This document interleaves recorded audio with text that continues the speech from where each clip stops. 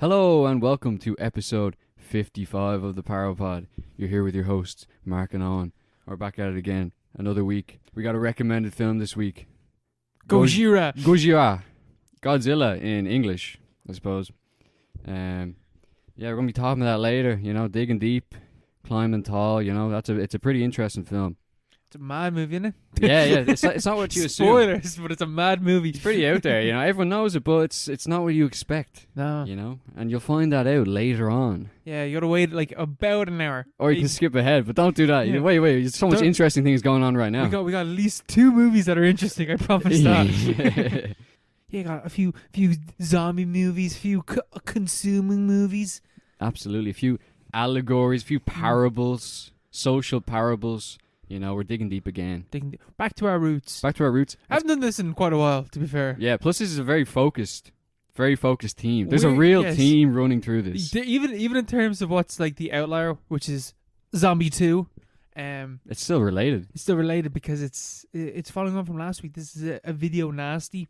Okay. How are you getting on? Wait. We'll take it chill wait. first. Yeah. Let's don't get into it just yet. Yeah, let's calm down. Roll it back. I'm doing great. You getting your vaccine tomorrow? Get my vaccine eventually. Yeah. 34 days between the first one and the second one. Have to head out to Swords to do it. Make the big old trek. There's no path. I think it's going to be lashing rain as well. It's a 2-hour bus journey. Man, do you know that's where they do the dog shows, is that place?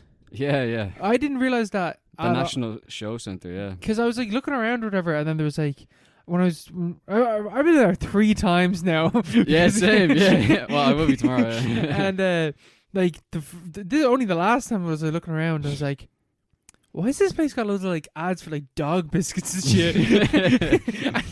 They're trying to turn us into dogs. And then I looked up and I just saw like Best in Show, whatever it was. I was like, the National Show. Oh, they do dog shows here. And I was like, why the fuck is there? Like, I know, obviously it's used. It's obviously used for other things. Yeah, horse shows. And vaccination centres. Ivermectin. Do they do horse shows there? Yeah. Well, probably, you know. It's a show centre. But it seems to be like everything around it was just like dogs. Yeah, so maybe. I don't know. Maybe that's just because it's the last thing that was in there before the pandemic hit, or before they turned into a vaccine centre. Yeah, maybe. Yeah, we keep getting pushed out to Swords. What's that about? I have no idea. Literally a 15-minute walk from Croke Park. They're like, oh yeah, you can take an hour bus off to Swords. Doesn't make any sense. Maybe because they're just using Croke Park further, the more like city centre. This is pretty much city centre, you know. This is like we're like. We're in the burbs, like, but still, yeah, you know? I don't understand it either because it doesn't make any sense. It's like a 30-minute drive to get to our vaccine centre. Meanwhile, it's a quicker walk from where we are to Croke Park. Yeah, absolutely. People I know live further out than this are going to Croke Park. You know, it's just a shambles. This country's just falling apart. You know, going to the dogs. Maybe it's show. You know? Fuck off. Maybe it's just postcodes or something like that. I don't know. Yeah, maybe. D9. It makes no sense to me. Yeah, I don't understand it, but I can't wait anyway, and I'm buzzing for it. And we're gonna get the vaccine. We're gonna all be vaxxed. Whole gang's gonna be vaxxed. We're gonna be laughing. Can't wait to be in fucking England at some festival, picking my nose on the phone. Can't fucking wait. Yeah, nooks deep. Can't wait. That's the dream. Yeah, loser Leo. Leo the liability. Jesus. Leo the leak. He's got so many nicknames these days. He's got some balls, but I'm fucking saying. Some stones, yeah. That guy's like, I don't know why they don't just coup this guy already, you know? He's such a liability. I have no idea. Like, him and Mihal, like, just... 2 goblins. What was the crack with the other fella, the... Coveney? Yeah, what was the story with him? Is he still kicking, is he? Oh, he's still kicking away, yeah. He's the strongest of the batch, you know? He's going to be... T-Shock at some point, I'd say. But he was giving out jobs to the American one for the Zapone, I think her name is. Oh yeah. Yeah, he gave her. She was like texting him. She was like belling him out of it, being like, "Can you give me a job for like months on end?" And he was like, "Yeah, all right." But she got to write up her own job description and like her own salary and like to put in like a clause for an extension on the contract. And they're like, "Yeah, sure. It's only the taxpayers' money." You That's know, a joke. you can have that. You know, whereas he could have given it to anyone. Oh yeah, and he's like, I regularly delete my texts because Yeah. of The memory in his phone. Yeah. Yeah, I'm pretty sure he said he got hacked or something before, and it's like I'm pretty sure that's a way more serious thing than this. Yeah. Like, a minister's phone is getting hacked, and you're not Yeah. talking about that. Yeah. Absolutely. Obviously, you pulling it out of your hole, you fucking keep. They're all fucking dopes. Yeah, Gobbeans all around. Yeah, man, what are you gonna do? What are you gonna do? Oh, I won't care anymore because once I'm fully vaxxed, like I am fully vaxxed, so I don't care anymore. Yeah. I just don't care. Yeah. I'm not on Twitter, and I'm fully vaxxed. Got no worries. You're off Twitter now, aren't you? Yeah. I'm like vaguely back on, like hopping and back out. dipping in. Yeah. Yeah, it is a bit of a hole, isn't it? Just every time I open up and it's like these are stupid people tweeting stupid things. I'm just tired of seeing it. Bad vibes. I think it actually makes people worse. I think it does, man. Yeah, there's a lot of good people on there, but they get worse. I think with more time. Yeah, it's just like you just slowly like the likes get to you. Yeah. It's also just a weird echo chamber. Yeah, you don't want that. You need a bit of something button back. My favorite thing that I've ever heard from Twitter though is just like commenting like touch grass, like just get the fuck outside. yeah, get live. Like it's so true though. Just touch some grass. Just go outside. That is literally what it's all about. Smell the fresh air. Yeah, smell Beautiful the fresh air. summer day. It's a beautiful summer day in fucking September. Yeah, I know. It's a joke. A joke. As I keep saying, this country's falling apart. The whole world is, bro. But alas, yeah. What are we gonna do? What are you gonna do? But anyway, Zombie 2. Now that we've had our little fucking catch up. Yeah, our little bullshit preamble, you know, all completely scripted. Zombie 2. 1979. This is one of the video nasties that we were talking about last week. But this is interesting. It's a okay. The reason why this is so interesting is because it is George A. Romero's Dawn of the Dead was released in Italy, and Dario Argento had like made a cut of the film or something, or he made like a soundtrack to it or whatever. So it was called Zombie when it was released in Italy.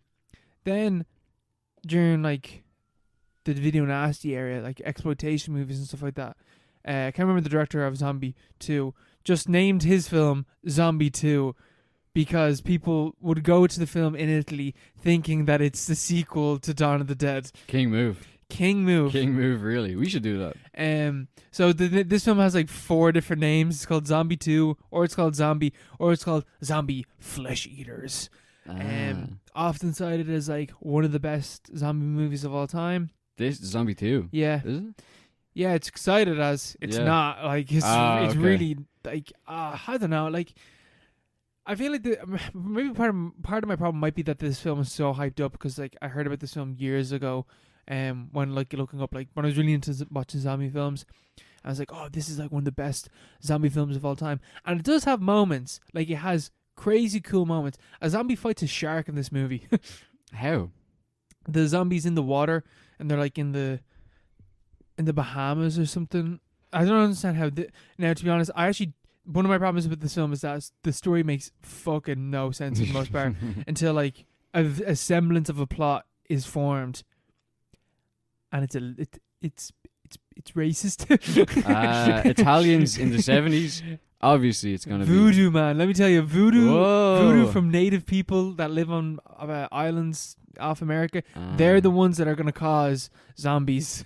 Isn't that the origin of zombies? Isn't it voodoo? Yeah, but this is like, and it's okay. We'll get into like why if you read into the film it's a bit racist. But like, so the zombie's just in the water, and a shark comes over to it, and the zombie and the shark fight. But like the zombie or the shark is like real. Like it's a real. Like an actor was fighting a shark, like a small shark. Like it was like a tiger shark or something. Like a pretty decently sized shark. How was he fighting a shark? The shark was on a lot of sedatives. Jeez. That's grim. It is a bit grim, but and they just bed up the shark. The shark, to be fair, bit off his arm. Like not in real life, but like the zombie's arm. But yeah, it's an exploitation movie as well. Because it's a video nasty. It's a very gory film. There's a couple of like really iconic moments in the film. There's one bit where this woman's being dragged through the door by a zombie, but the door's been shattered and there's like a splinter like facing towards her, and the zombie pulls her in and it goes into her eye and like breaks off, and he pulls her through, and like you see it all. Like, you see the whole thing. Ugh, that's not good. And then, like, when people are getting eaten, like, there's just a lot of blood and gore everywhere. So, like, that aspect of it is cool. And, like, in terms of, like, the zombies are pretty cool. But, like, I don't know. It's just kind of boring as well. Like, this, I was reading about, like, people talking about the tone of the film and, like, how it feels hot and sweaty. I just didn't get that from the film at all. The, like, vibe and the tone of the film just didn't resonate with me whatsoever. Just I felt like I was watching, like, Jaws or something like that. Like, just like. Is it like high No. production value? No, No. low production value. Yeah, low production So value. it's like a proper like video nasty, like Yes. you know, But dirty, amazing sweat. special effects for the gore. Oh really? Yeah. Yeah. Yeah, that seems to be consistent. Maybe that's why And they a shark for some reason. Yeah, and just throwing a shark in there. Yeah, yeah. Why was it video nasty? Why was it prescribed? No, I just think it was because it was really gory. That's it. Yeah, I think so. I think that's the reason Pussies. why. Because there's not even like there's a bit where they start like fighting back against the zombies and like shoot them and stuff like that. But I can't imagine that would have been enough for this to have been, you know, banned for it. I think it is because of the gore and maybe the legal requirements of the name or something like that. Maybe, I don't know. Yeah, maybe. Yeah. But so the reason why I think this film might be a little bit racist is so the film starts off and a boat arrives into like New York or wherever the fuck they are. And there's a zombie on the boat, and the zombie escapes the boat and goes to land. And we as the audience are like, oh shit, that's gonna cause like uproar or whatever like that. But then you find out later on that like these people that are living on this island, there's like a British guy, this like white British guy that's like experimenting and like he's like a doctor trying to cure whatever's going on. He's like, I don't know, it's just like these people and their black magic. It's just causing this. Black magic. So like if you're gonna read into the film that way, like voodoo from a different land, like these bad peoples and their bad practices have like destroyed their own native land and have now brought that to our civilized America in New York, and by the end of the film it's like, oh, there's zombies everywhere in New York and they're destroying America. Yeah, there's just black people. Yeah, so you know, it's like if you were to read into the film, it's like, yeah, that is a bit grim. Yeah, but like that is the sort of folk origin of it, isn't it? Yeah. Did you ever read this? That's the thing. The zombie survival or World War Z or World War Z or whatever. No, I've seen the film, but I've never watched because the book is like a short story collection, pretty much. Loads of vignettes and has like different it's sort of like a travelogue or a war document from the World War Z, and has all these stories from around the world, like different responses to the outbreak and like how it originated. And like there's one of the stories that talks about the history, like so the origin of the whole legend. There's something to do with Haiti. Yeah, I think it did start in Haiti. Yeah, like it was a voodoo kind of thing where they're like they believed that people could come back from the dead as like these kind of like as zombies, what we imagine zombies are today. I'm pretty sure they do call them zombies as well. Yeah, I think that's where the term comes from. Yeah, but it's an interesting thing. But obviously, this is not the way to approach it. You know, I think if you're doing, see, I don't know. I don't know even. It's probably not even like an intentionally racist thing. Italians, but also Italians are super racist. It's the Italians, man. It was crazy. Like, they're mad. I don't know. Even today, they're like, "What are you doing? What are you doing? Like, what are you like, Jesus." Yeah. Did you see? I don't know if I was telling you. There's like I think a year ago when there was a big outbreak. There was some player walked off the pitch. There was like a big racism kind of thing and a scandal in like Italian football. And I think it was the Italian FA released this like it was like an advert. It was like a fucking telling people not to be racist or whatever. And it was just like a graphic with 3 monkeys on it, and one monkey was a European monkey, and he had blue eyes, and he kind of looked Caucasian. And one of them was an Asian monkey, and he's kind of yellow, and he had like slanty eyes. And then the middle was the black monkey, and he was just a monkey, and nothing had changed. And it was like we're all the same underneath. But it's like the black monkey is just a monkey. Jesus fucking Christ. And they signed off on that. Oh man, it was just ridiculous. It's like, oh, this is just an Italian thing. Like. Yeah. Oh, they're funny. But like fucking hell. Yeah. Oh my god. See, that was the thing when I was watching. I was like, oh, this is just pure Italianism. Like this is. Oh my god. Yeah, Zombie 2, it's alright. Like, it's grand. There's some enjoyable bits to it, but overall, it's just kind of whatever. I really don't understand, though, why it was a video nasty. Yeah. To be fair, I think that's I think that's with basically every video nasty. Like, I don't know why this was banned. Yeah, it's so arbitrary, you know? Yeah. It's like all those different lists, you know? Like, ever see the terror lists they have?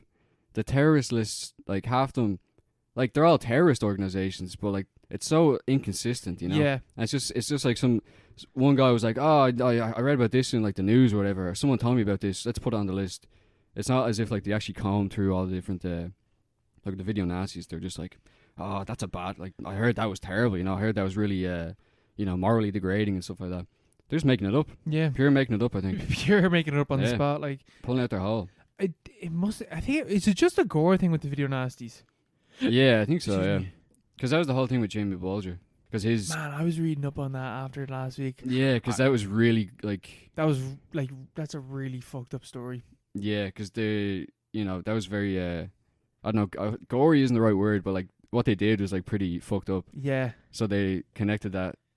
Or wasn't even... That was after the video nasties had happened. Yeah, it was in the 90s. Yeah, early 90s. I say it would have been still like a moral panic, the same thing. Same thing Yeah. with Columbine and stuff like that, where just like, it's video games that are causing this. It's violent movies that are causing this. It's like, yeah. no, there's some other problem going on.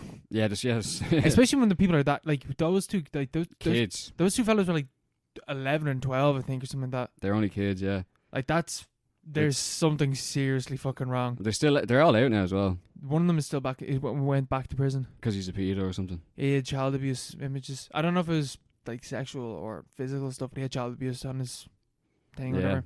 That's what happens. Yeah. So he's obviously like just something He's happened fucked. to him. Something happened to him when he was younger. Well, yeah, he murdered a kid. But like before that, like something yeah. fucking seriously wrong happened to him. There's no Yeah. fucking way that like you don't just become like that.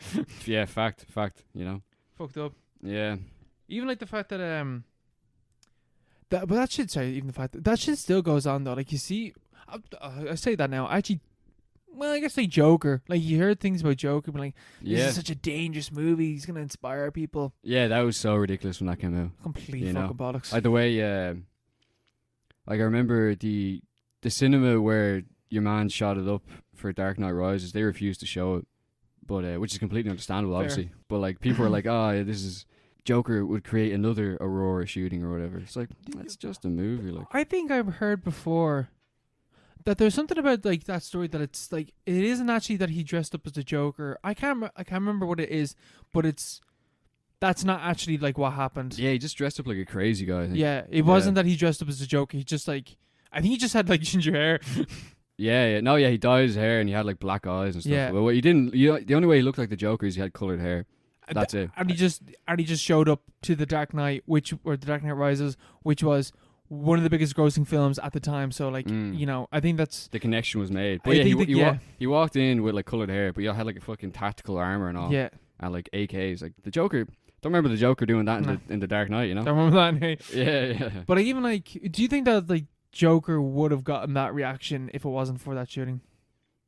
Do I think it would? No, I don't think it would. No. No, I don't think Yeah, so. it's all because it's connecting dots. It's a mad incel movie. It's a mad incel movie, but Like- it's not like it's well, I suppose it is violent, but it's not something that would inspire someone that isn't already inspired to do something based Yeah. off something else. Yeah, Joker isn't gonna blackpill you. Something you've already been Blackpill. blackpilled. Yeah, it's sure it has, but like you're not gonna fucking kill people over that, you know? Unless you're already going to kill people. Yeah, that's the thing. Yeah. You know, it's Chicken not, and egg. it's not that simple. But yeah, the video nasty is a very interesting kind of phenomenon. Yeah, You know, I'm sure we'll have it back at some stage. actually, but I tweeted from the podcast. There's a big list, a Mm. playlist on YouTube of like all the video nasties. Not Oh, all of them, but like Yeah, a good few of them, like a Yeah. bunch of them. I saw that. Yeah. Check a few of them out. Yeah, see what happens. There's a surprising amount of films on YouTube. Yeah. Well, that's what you want. Like you know? John Carpenter's Mouth of Madness. Is that on YouTube? That's on YouTube, like for free. Like you can just watch that. Have you watched that? I started watching it today. I was like, this is not. I'm not in Yeah. the mood to watch this. Yeah, Like, this is yeah. actually a film I have to like watch. Yeah, you have to. You have to kind of pay attention to it. Yeah. Yeah, I remember looking for that for ages. I downloaded it on like Pirate Bay and all, and then like the file corrupted like years ago, and then if it eventually came onto Prime, and I watched it, and I was like, kind of a letdown. But like, yeah. See, that's the thing. You It's know? like I know that it's like vaguely, it's like inspired by like Mountains of Madness. Mountains of Madness, yeah. And it's a Lovecraft. So like I know inherently that like don't expect, especially from John Carpenter. Like I'm not. That's a good go at it. It's Yeah. a good go at it, you know? Because, like, well, he'd be the guy you'd want to have a go at it. And he did. And he had a, you know, it's a decent go at it. But, like, at the same time, there's a lot missing. And it's kind of, like, thrown together and stuff. I think we've talked about it before at some point. Or I might have touched on it. I can't remember, really. I can't remember. But, yeah, well, maybe we'll watch it again. Old Peter Jackson's films are on it as well. All the early stuff. Yeah, his early stuff, yeah. That's also on there. Yeah, how did he get Lord of the Rings off all that splatter? I think it's gore because of the stuff. special effects. Like, I genuinely, like, there's, I watched Brain Dead a while ago. I don't think I talked about it on the podcast. Well, it's another zombie film, so I didn't really have anything to say. But, the special effects in that are fantastic. Especially, like, the use of scale. Like, there's a bit where, like, there's a big, massive zombie in a house, and the people are like running around on the top top balcony, Yeah. like second floor kind of area. I don't know how to describe it. Like they live in a mansion. Yeah. Like one of those type of things. But like, it's very obviously like forced perspective that they're doing there, but it's seamless. Like It works. It works. So I imagine that's why they got me to do it. Did you ever see the clips of them doing that, like in Lord of the Rings? With the Gandalf and all. Yeah, like you having like the table connected to the camera. And all that's on, like, the whole thing, like, they're kind of on a mini stage, and the whole stage moves as he turns the camera. Yeah, that's probably why he got the gig, yeah. I didn't even know that, yeah. Yeah, like, doing fucking mad shit to make it work. Yeah, technical mastermind, you know. But he hasn't really done anything since, has he? He does documentaries. The Beatles, I see the Beatles documentary there. And he did that World War one as well. Yeah, he did the Lovely Bones, remember that? Did he do that film? Yeah. Jeez. Peter Jackson. Did not know that. He did King Kong as well. Oh, yeah, he did, yeah. Oh, there you go. You know, the Hobbit trilogy as well. Oh, Jesus, yeah. Yeah, I completely forgot that. He really hasn't done that much, though. Yeah. Like, since Lord of the Rings. Well, he doesn't need this. He's a fucking billionaire, I think. To be fair, he really doesn't need to. What you been watching? I had a look at a classic that I'm sure everyone knows or has heard of. It was always on TV when I was a kid. You know, always on Film 4. But I'm not sure if it was this version. But, because it has two versions and they're both extremely well renowned. The Invasion of the Body-snatchers. Yes, I've never seen either or. Yeah, they're always on, but I never watched them. Because I had this idea that they're just really shit. They're just like B-movie kind of schlock stuff. This one's in 1958, I think. It's in the late 50s anyway. Yeah. And it's the whole, you know, Cold War paranoia. Yes, you know, which will be a theme for this episode. A common theme, you know, very, very common. Especially, in this episode, but also like the 50s. It's all they seem to think about back then. But Invasion of the Body-snatchers is about a town in California called Santa Mira, where it starts out with a framing device, which is kind of controversial because it's kind of forced in by the studio. But there's a framing device where this doctor shows up. What's his name? Is Miles, Dr. Miles something. And he shows up at a police station and he's all like, his hair is all wild and he's rambling and he's like psychotic. And he's talking, he has this crazy story and they're like, calm down, tell us what happened or whatever. And then he tells this extremely ridiculous story that they don't believe. And the story he tells is the movie. It's about how... is that... I never knew that. I didn't know that's how the film started off. Yeah. But he tells the story of how... he's in this town, Santa Mira in California, and things start to get a bit weird, you know, because people start getting these delusions, which is apparently a real thing, where they start to believe that their like relatives and their friends and people around the town aren't who they are. Yeah. They're like they've been replaced by like I don't know body doubles and stuff like that, which is a real thing that people have. You know, even back in the day, changelings. I remember the last. The last witch burning. This is completely unrelated, but the last witch, the last witch burning in Europe in like modern civilization or whatever, was in Ireland in Clare, by it was a woman called Mary Cleary, I think, and her husband had come to believe she was sick, and her husband had come to believe that she'd been taken by the fairies and that she was a changeling. She was like a kind of goblin creature, but who just bore the appearance of his wife. Yeah. And this was in 1890 something. Like this is hell. pretty recent. Yeah, Like, that's this is only 20 years before the Rising, I think. And but yeah, that's completely unrelated. But like, it's a real thing that people that happens to people. Yeah, it's changing is a massive part of Irish mythos. Yeah. So yeah, he's in this town, and like everyone's like, my dad, he's not the same, you know. Sometimes losing your dad. Yeah, my husband, he's not the same. You know, all this, my son, he's someone else. And he was thinking he has this other friend, psychologist, Dr. Kaufman, and he's like, oh, it's mass hysteria. It's just mass hysteria. But they start coming across exact doubles of themselves. Like in basements and stuff like that. One of them, I think it's his mate, finds a double of himself that's like half born, so it's only half formed. It's Jesus. Like it's in this kind of pod structure, so it's like it's all kind of sludge, and he's like it's just like it's like he's just been born. He's all slimy, but like he's like asleep. Like his double hasn't woken up. And they're obviously like paro about this. They're like, "What the fuck is going on?" Oh, I don't know about this. There's something up. Yeah. So they go to report it, but then they come back and the body's gone. And the police are like, they're like, "Oh, we don't believe you. That's a load of bollocks. Like you're just being psychotic about it."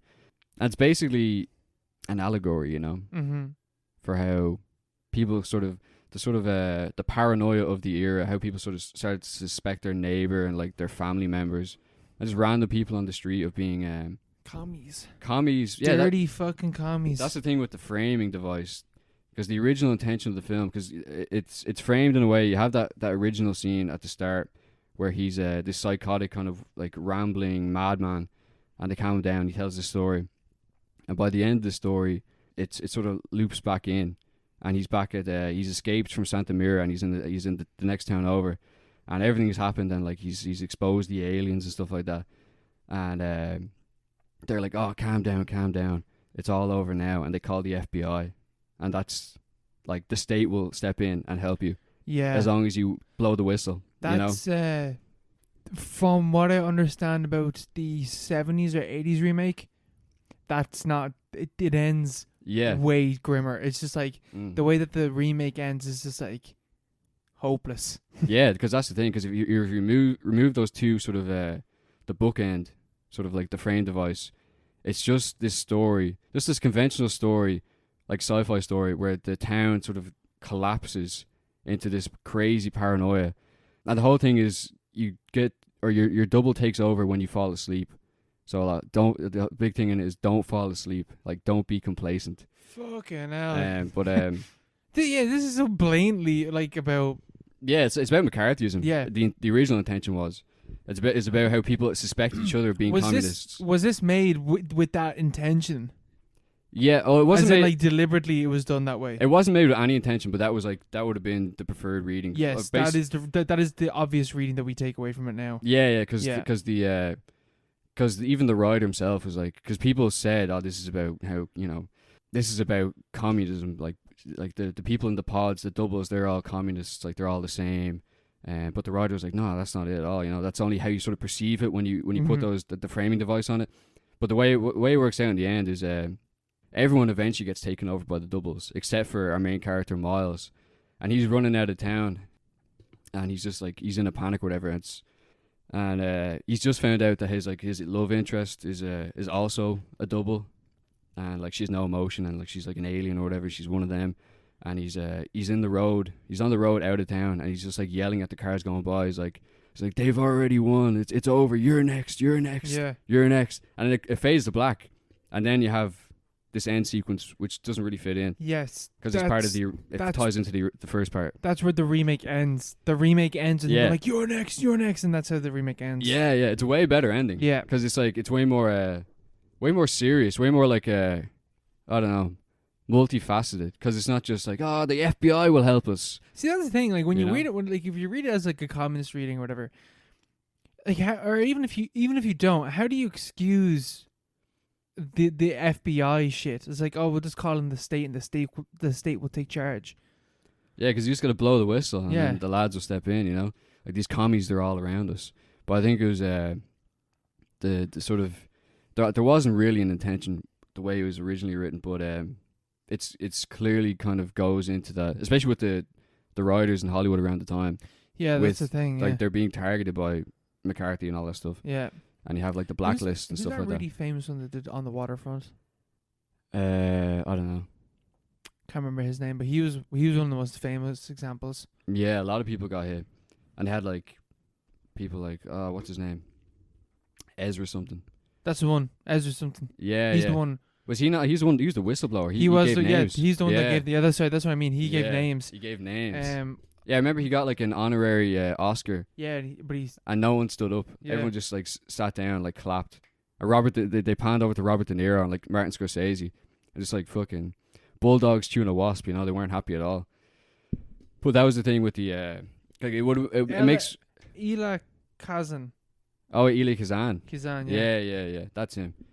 Yeah, it makes way more sense to read the film as a McCarthyist kind of story where, it's like the sort of the population falling into a complacency of just kind of going along with the purges, like the anti-communist purges in the 50s, and like falling prey to the hysteria, which is what the threat of the pods is you're replaced with this double, which just sort of believes whatever they're told. They've no emotion or anything. Mm-hmm. They're all like, they're all just aliens because they're subject to this kind of hive mind, which is what Hollywood and the writers and American all were subject to at the time.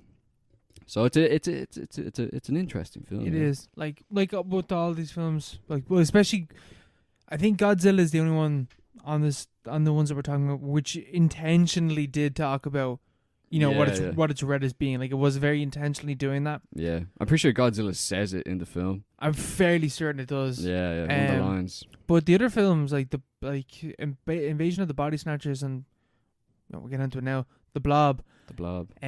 They didn't, like, even the guy that, like, the director of The Blob was just like, no, it's not about that. What are you talking about? Like, it's about a big blob eating people. It's got nothing to do with this conformity setting in terms of communism or whatever. Yeah, the Blob is quite similar. Yes. But it's kind of a mirror at the same time. Yeah, they're two very different films, I feel like. Well, I haven't seen Invasion of the Body-snatchers, but they seem like two very different films. Yeah, the Blob is a lot more conventional, I think. Yes. Because Invasion of the Body... Like, you take that framing device I was talking about out of Invasion of the Body-snatchers, and it is just like a... like, it really adds to it. It's like a really... Or it would add to it. I don't think it even has a cut. Because that was the original cut. I don't think it even... Like, there's not like a director's cut or anything. Mm-hmm. They kept with the one that was released, which is not what the director wanted. But like the original intention is like a lot creepier, as you say. Like, and even the remake, which we'll probably watch at some point, like next week or next few weeks. The remake is like regarded as one of the best horror films of all time. Yeah, it is. Yeah. So like it just sort of goes to show it's a lot more like there's a lot more to it. Whereas The Blob is very kind of formulaic. It even has Steve McQueen in the main role. That man, I didn't even know that Steve McQueen was in this fucking movie. Because The Blob seemingly is like, okay, you know that trope of like two young lovers in a car and the monster pops out at them. Yeah. What does that stem from? Because this film basically starts off like that. Yeah, I suppose. It starts off with the two of them in the car and they're just talking about the stars or whatever, and then they see like a meteor. Yeah. A meteor hit the ground, and they hear it's like, oh, that was close. But like when I was watching, I was like, Jesus, it really is like a 1950s B movie because it's starting off like that. It's starting off with two lovers in a car. A Makeout Creek or whatever. Yeah. But I just don't now. That just made me wonder, like, where the fuck what film did that start in? Yeah, I don't even know. I feel like it's definitely a 50s thing, though, isn't it? Yeah. Yeah. I don't know. That seemed like maybe a real thing at the time. People just went up to those, make-out points or whatever. I got lost. It's like the Zodiac. That's where you start all his killings. Like make-out points. Yeah. Make-out Creek. The monster literally left from the bushes, like. Yeah, I don't know. It's just a trope that I've seen, it's not even a trope I've seen. I've just seen it parodied. Yeah, it's always parodied. Yeah, but the Blob is so iconic. It might have come from the Blob, because the Blob is like everyone knows the Blob. Everyone knows. It's like Invasion. It's the Blob. It's the Blob, Well, I thought it would have been in black and white. It's actually in brilliant color, vivid color. Yeah, I was really not nice. expecting that at all. I thought it was in black and white. Yeah, I thought it was black and white too. No, very beautiful coloring throughout the entire thing. Yeah. Technicolor or whatever is the technology that they used. Yeah, really stunning. Like, Yeah. stunningly. Steve McQueen's crystal blue eyes staring at you from the screen. Yeah, the blues and the reds really, really popped. Yeah, And the yellows and stuff like that. And the blob, like, it goes through like 10 different flavors of like blobbiness. You know, it's like they're really like exploiting the coloring and stuff. And the special effects are the best part about the film by far. Yeah, again, by far. Shocking that it held up. Like, yeah, it really holds up. Because I just had this idea. It was just like, you know, because we'll talk about it later with Godzilla. It's just like this stupid fucking, like, just kind of a mess. And like loads of people pretending to like run away from it and like pretending to be scared. Like, obviously pretending to be scared. But like they kind of they pull it off well. And there's like a real kind of atmosphere to it. And it's creepy in some parts because there's like, yeah. Because like one thing that I never knew about the blob was like if you touch, like if it's not even if it touches you. Oh yeah, no, if it touches you, like you're fucked. Which is something that I never really thought about the blob. And when the blob is small and it's like moving around, like what the fuck do you do? Like you're fucked. Yeah, put it in a box or something, I don't know. Yeah, because they don't just abuse it and have it like show up everywhere. It's kind of like it's not shown for most of the film. Yeah. And then when it is shown, it's a lot more impactful. And it's a lot there's a lot more atmosphere because you don't know what's going on.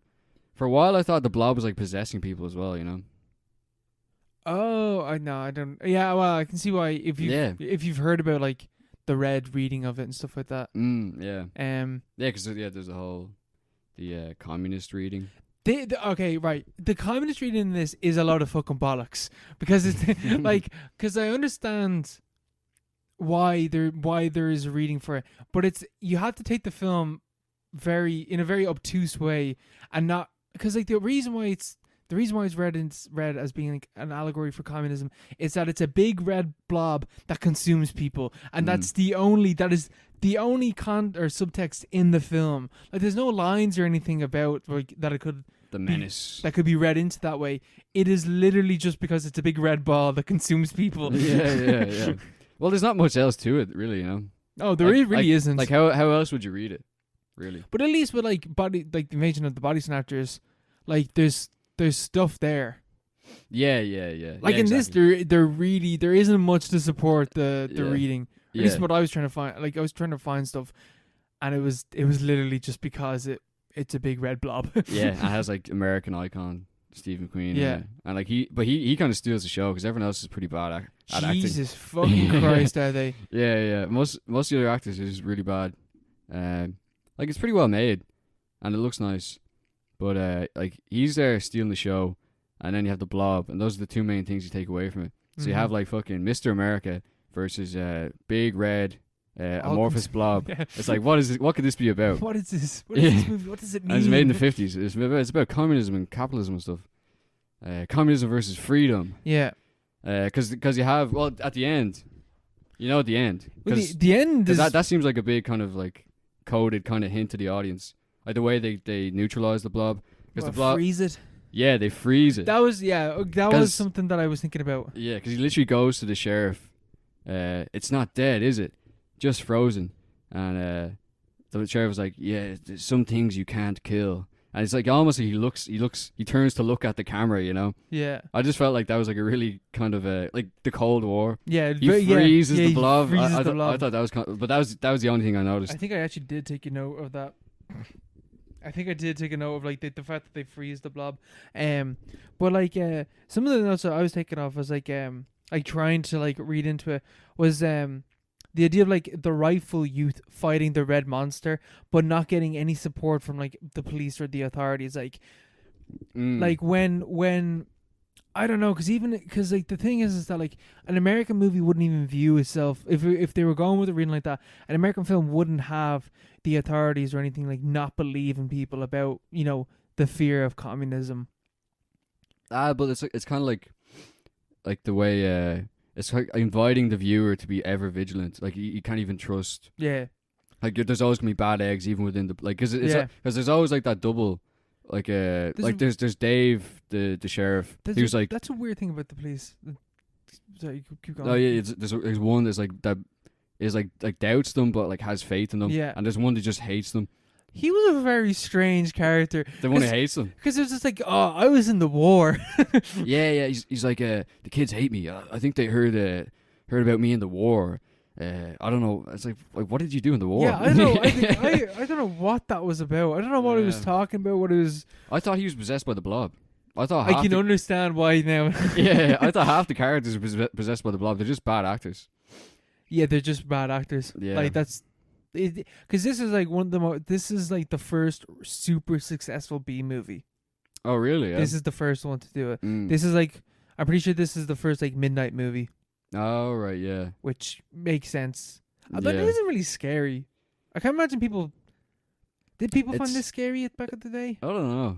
Man, the bit where the farmer's fucking hand gets taken over by the Blob, that was fucking gross. Mm. Yeah, I don't know if it's scary. It's kind of creepy, but it's more like an abstract kind of thing. Because you're like, oh, you know? Or it's not even abstract. It's kind of like guttural. I want to know what it feels like. I wanted to touch it. I want to know what the Blob feels like. I wanted to know what they use for the Blob. You know, like for the actual, like the special effects. You know, because it looked kind of delicious at looked times. tasty. Yeah, it was coming down the stairs. I was like, Spoon. get down here. Big old ball of jelly. Yeah. Oh yeah, the fact that it's a quiet town as well. It's always in these quiet towns this type of shit happens in. Unsuspecting, yeah. Unsuspecting, like, you know. quaint. The menace is always around the corner. Yeah. Or, I don't know, maybe. Yeah, when you're always stay vigilant for the red menace. Ever vigilant. Yeah, it's always waiting. It's always going to happen. And then even the showdown in the theater, that's pretty cool.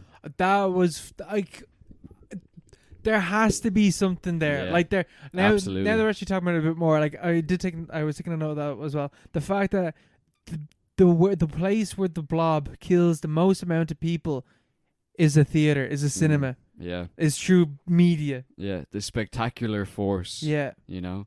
Literally, did he come through the screen? He came from the vents. He came through the projector, like from there. Did he? Yeah, that's where the he projector. very literally came from the projector. That has to be something. Yeah. Like it's like, oh, don't trust the fucking commies making your movies.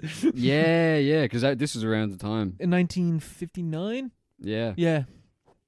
That has to be. Yeah, there has to be coming like, through the projector. Yeah. Communism coming through a projector, and you're in the middle of the blacklist. Yeah, you're literally in the midst of McCarthyism. Come on. And this fella's like, that's about a big blob. Yeah, it's about a blob. That's the thing though as well. This isn't even like this is a B movie. It's not even the A movie. So this is like a low enough budget film. That could have been taught. I feel like you probably, if we're talking about it, probably was unintentionally talking about that. Yeah. I wouldn't say it was intentional, but it's interesting anyway the way they did that.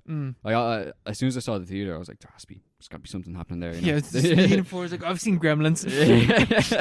yeah. This is foreshadowing for Gremlins. Gremlins have no original ideas. Yeah. What was the other? Was it Gremlins where they run through the cinema screen? Yeah, they tear through the screen. Yeah. And then Hulk Hogan stands up. Such a fucking weird. He's like, sit down. He starts talking to the camera. Good old Hulk Hogan. What a film. But it is a very, like, the small town and stuff like that. It's a very, like, fantastical image of American life. Also, side note, one thing I didn't understand, what is the time span in this movie? Because it's like a day, isn't it?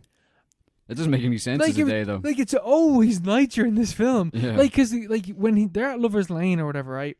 And then they go and they bring the guy to the doctor, and then that guy gets consumed, and then the doctor gets consumed, and then they come back, and the police have been involved, and they go home, and then they come back out, and they're still trying to find it. But then people are also at the cinema at the very end of this film. So what's the time frame for all this stuff happening? Like, they're at the midnight movie for watching the Blob. That would have been good. That would have been crazy. They're watching the remake of the Blob. Yeah. Like, I didn't understand the time frame for maybe it is like over the span of like 4 hours, like 8 o'clock until 12. I thought it was a night. I think it was just a space for a night because I was the same. I was like, it feels like days. But like it never changes, and then they say something. Steve McQueen says something at the end, and or just the way he's talking to the cops. It's like, this has happened over a space of one night, you know. It's not even a night. Like, people are coming out of. People are being interrupted at their movie. Yeah. So it can't be like 6 a.m. or whatever. Yeah, so I don't know. That's just one of those adult movies. Yeah. I recommend a film for next year. Yeah. No, yeah, that bit of it confused me. I genuinely don't understand why the bad cop was an ex-soldier. Like, Because he was in the Korean War. I just don't know what the film is doing or saying with that. Yeah, he's just a veteran. It's like veterans they're always pissed on, you know. Oh, the disrespectful youth. I did have a note. Wait, hon. The bad cop is an ex-soldier who can't believe in the new threat. Yeah. He's just like, we've already beaten the big bad. There can't be something else. Yeah. Maybe. I don't know. The Blob was around the corner. Yeah, the Blob is. I'm surprised he didn't die. Yeah, I would have thought he died. You know that the remake is like a melt movie. I'm pretty sure. What's that?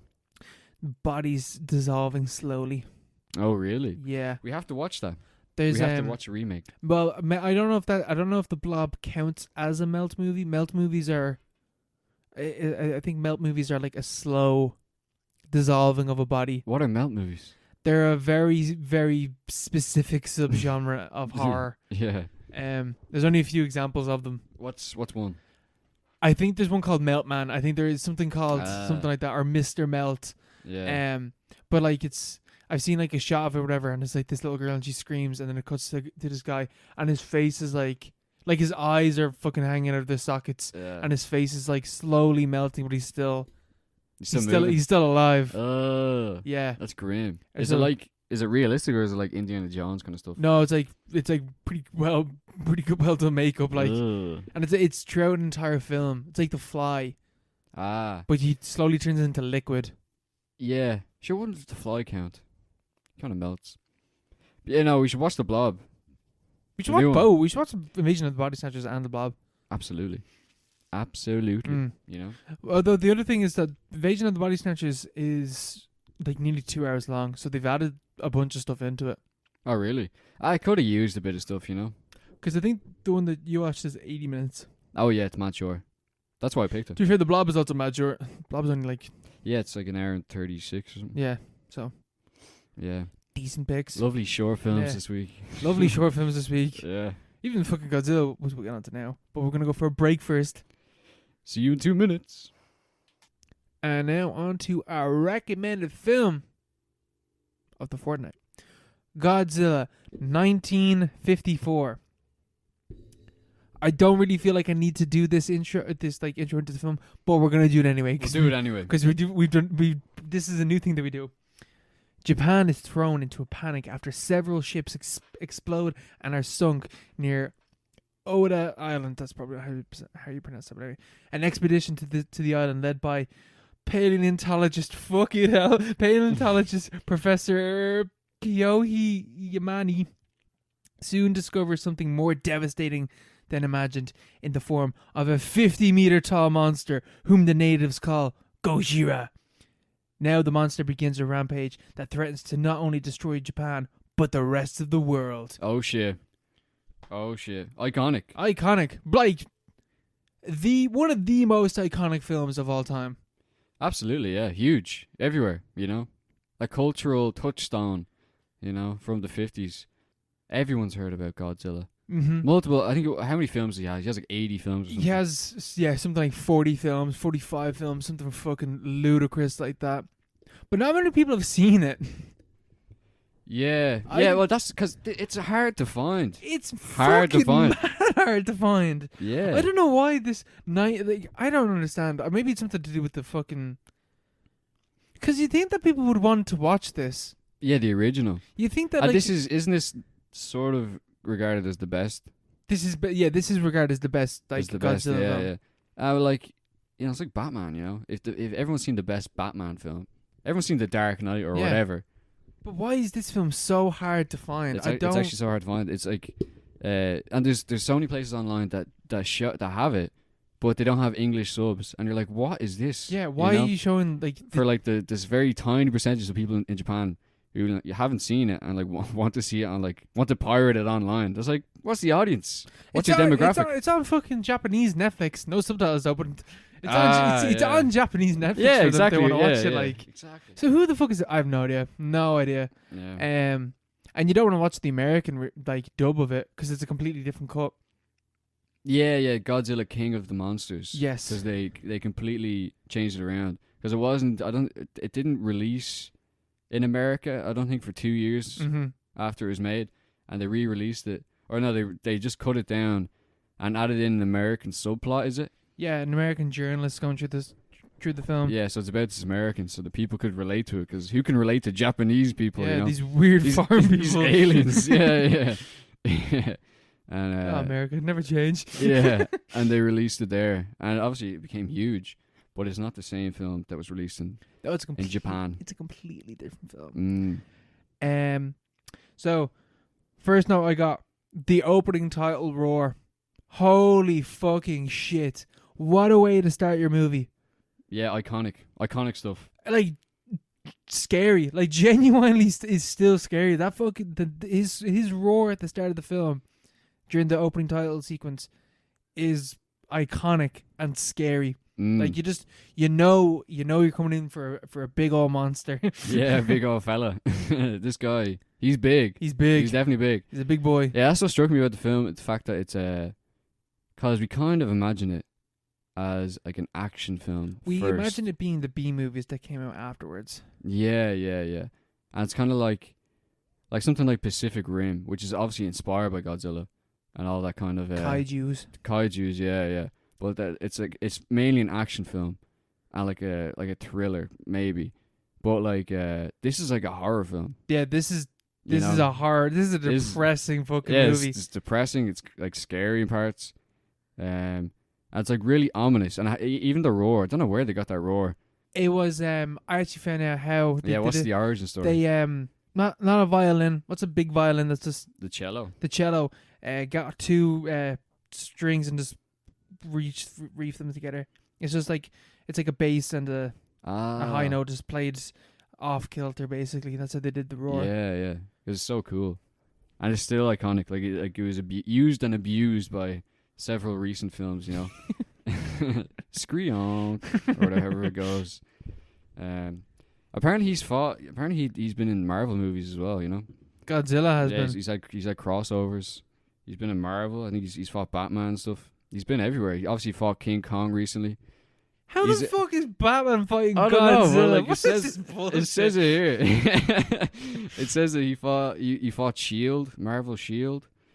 He's really got around. Basically, he fought the Fantastic Four, the Avengers, and King Kong's the main one. Oh wait, sorry. I'm assuming this isn't comic books. Oh yeah, not in like the live action films. Not even in terms. I was like, I've never even seen a cartoon of Godzilla fighting anything. Okay, it's probably in comic books. Yeah. But like, he's gotten around, and he's one of those archetypes that will always be there, and that everyone's aware of in some kind of fake sense.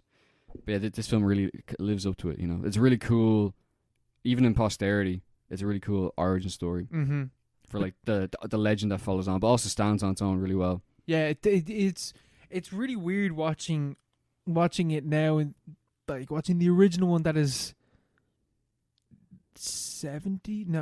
nearly 70 years old. Yeah, the longest film franchise in history. Yeah, you know, and it's like prolific as well. Yeah, absolutely. Yeah, like really popular, really successful. Yeah. But yeah, coming up on 70 years old, and it's really weird watching this in this year because we got King Kong versus Godzilla. Yeah. Earlier this year. He's back. Monkey. There's no monkey in this one. Yeah. It's all lizard. Yeah. What did you think of the film over I thought it was it's not what I expected at all, you know. Because I was expecting, as you say, more of the sort of the cultural memory that I have, you know. It's not even a memory that I have, but like sort of been impressed upon me by like all this. Like everyone, you know, like the rubber suits and the little fucking toy houses and people running away, and it's all like very clearly fake. But it's not like that at all. It's more of a horror film. I think that that image must be from the later films, because in this one, the suitmation is what they called it. This is the first one to do that. This is like the first film to ever do that.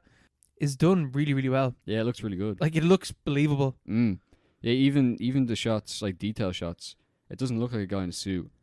Like, obviously it's not like perfect CGI or anything, but like it looks, believable. Yeah. Like it works, and it's all in black and white, and it's just a lot of dark scenes. Which adds to it because it's yeah, a dark movie. It adds to the because it's not like because he becomes kind of a hero afterwards.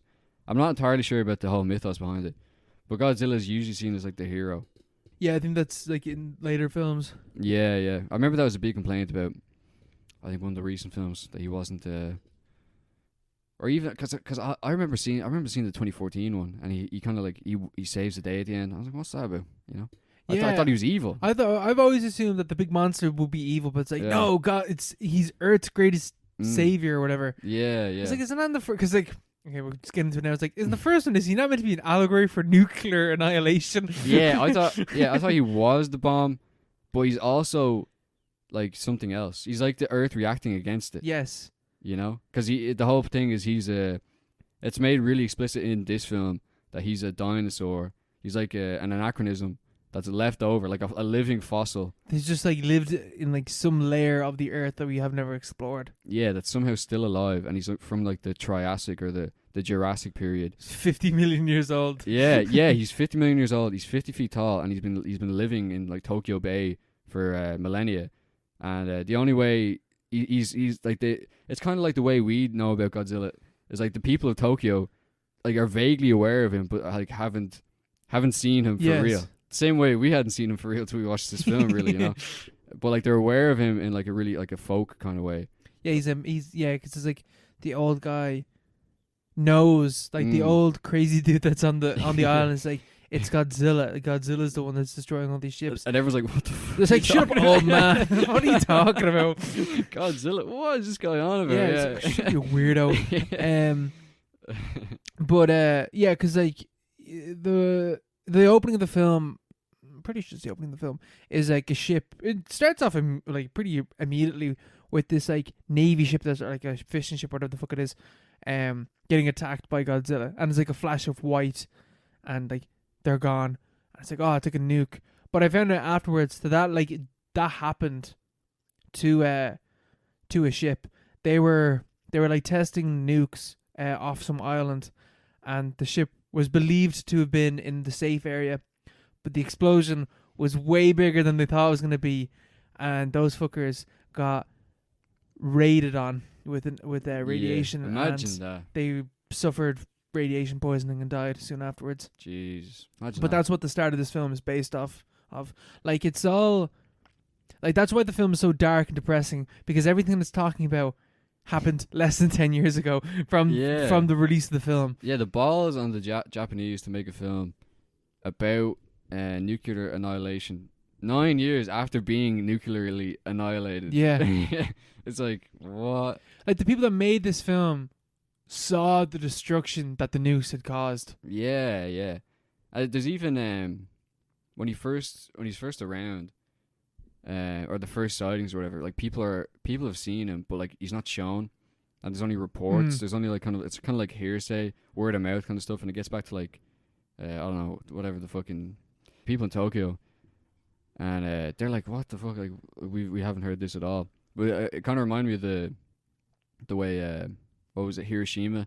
Like, they dropped a bomb on Hiroshima and no one was aware of it until they basically had fucking runners go out. Yeah. And we're like, it's gone. The city's gone. Yeah, the city. Because it's just been taken away completely. Fucking hell, I didn't know that. Imagine. Yeah.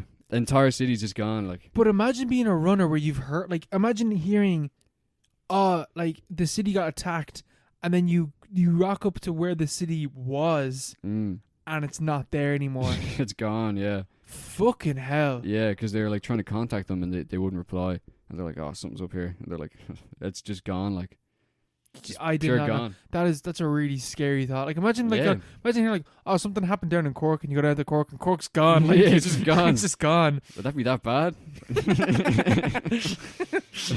Just a bit of country banter there. Please, our Cork listeners, please don't go. We can't afford that. We don't want you to get nuked. Oh no. But yeah, I thought that was really interesting, you know, because it is kind of so raw, and like that sort of adds a new dimension to the horror and to the kind of the impact of the film, because it's not just a horror film; it's kind of like a national, I don't know, therapy session or something like that, you know. it's a weird film because it's like a cultural touchstone, because like obviously like the only country in the history of the world that's ever gotten nuked. Obviously, it's gonna leave some fucking cultural scarring. Marks, yeah. And the fact that like this film is like is like 10 years, basically 10 years later, and Japan like kind of coming to terms with what happened and looking at the film, and then like it being like a monster and it being like this like violent creature that's just like destroying cities. But it's also weird because it's like the film is like a reminder of nuclear annihilation, but it also serves as a warning of nuclear like destruction and testing, because they were still testing nukes at the time. Oh yeah, absolutely, yeah. And It's very relevant. This film's just like, ooh, like this is the shit that like it causes. Like this not a monster coming out and destroying cities, but it destroys cities and it does all this damage. Yeah, the metaphorical, Pandora's box kind of thing. Because that's what they explain. How he's been awakened is that he survived by feeding on like a very niche kind of like subspecies of fish somewhere down below the ocean, and the nuclear tests have like disturbed his food supply. So now he's like risen from the ocean to like claim revenge or something like that, or to find food or something. It's like, I'm hungry and you boys look tasty. Yeah. So he punishes the population, and all the old people kind of know. Like the old crazy guy you're talking about, he's talking about how they used to sacrifice young girls, like virgins, to Godzilla back in the day. Don't know how he knows that. Yeah, it's like just like that. Was this back like in the 1920s or something like that? Does Godzilla, like, how often does Godzilla come up? Like, yeah. He's just there holding them ransom, collecting rent every few years. What the fuck? Yeah, but like they have some knowledge about it, because like there's that whole tension between the modern kind of the whole like the Frankenstein kind of conundrum, where it's like the modern world like sort of advancing into territory that you don't know, like into the unknown. And that's the whole playing with God, yeah, and using technology, modern technology, to harness the power of the sun to like obliterate a part of the planet. And so like that's what they were doing back then, and what they're still doing, kind of doing today. And then there's this old guy going, "That's a bad idea," Hot take. Maybe don't do that. Yeah, that is a bad idea. And maybe it plays into the national kind of story of Japan as well, because we've talked about Mishima and stuff like that. Because Japan, it was they must have got fucking national whiplash from how fast that turnaround was from like kind of like ultra traditionalist conservative fascism to a capitalist kind of like client state in the space of like 10 years, where they're like cooperating with the Americans in building and kind of like maintaining this system, which is propped up by the nuclear bomb and that kind of threat anyway. Yeah. That's like that's a big deal. Yeah, that's it's like in the span a lot of change. One generation. Like, yeah, one generation. Yeah. Yeah, that's that drive you mad. It would drive you mad, but like that's what like I guess like Godzilla was there for. It's like 10 years on here. Let's look at at this. Let's see what's going on underneath the scars. But yeah, it's even the fact that like Godzilla is a reaction of science gone too far, and then Earth just like fucking body checking humanity. Like being like, here, cut this shit out. Yeah, stall the ball. Yeah, you're playing with fire here, and Earth's gonna fucking give you a big old slap in the forehead for messing around too much. Because it is like, that was something that I noticed with the first, like when he's fucking around at the island, was like obviously Japan suffers like hurricanes and earthquakes and tsunamis and shit like quite frequently. So obviously some of the imagery in the first bit is very clearly like natural disasters going on, which are being caused by Godzilla. Yeah. Although I don't know how he's not that big, but anyway, like he's just it's just hefty. he's a metaphor, a living metaphor. But it's like natural disasters that are going on because you've been fucking around with the earth. Yeah, so, punishment. Also climate change, which we were talking about on our break. Why the fuck has there not been a Godzilla film which is just explicitly about climate change? There should be, yeah. Ecological horror, it has to be a thing. Like we were talking about, I think it was last week or something. Yeah, it was last week that we were talking about Texas Chainsaw and doing that. Like Godzilla's how you do it. realistically. That's a very obvious way to do it, yeah. And that would be amazing, you know, like a proper horror film where it's like Mother Nature just, you know, proper bouncing our heads off the ground, you know. You just do Threads. But with Godzilla. A Threads level of horror with Godzilla. Because the two films, to be honest, Threads and Godzilla do share some similarities. They're pretty similar, yeah. But like that being a climate change thing. Yeah, absolutely. I'm amazed that it hasn't been done yet. Because it's so current, so that, you know, it's trendy, like that would make loads of money as well. People are like, oh man, this really means something. Don't know what it is. Man, did you see Godzilla? You can't throw your can on the ground, you know. It's Mother Nature's gonna fight back. Bro, we gotta fucking cut those cords. The turtles, man. The turtles, bro. Godzilla's gonna Godzilla's a reptile, bro. Yeah, no, like that should be a thing. I don't know why it isn't, but probably because people are like, oh, Godzilla's gone woke. yeah, woke Godzilla. Yeah, probably. That's the thing. You don't want that shitty, stupid fucking city like backlash. Yeah. But yeah, but Godzilla's barely fucking in this movie anyway. Like that's the best part. Like it's way more about the civilians, and not in the shitty way that the 2014 Godzilla film was about the civilians. Like it's a similar thing where like it focuses in on the civilians, but what's going on is actually interesting. Yeah. Because it's like, I think that was the main problem with the 2014 one. There wasn't a good story behind it, you know. It just wasn't compelling. And this one, it's a lot more interesting, you know.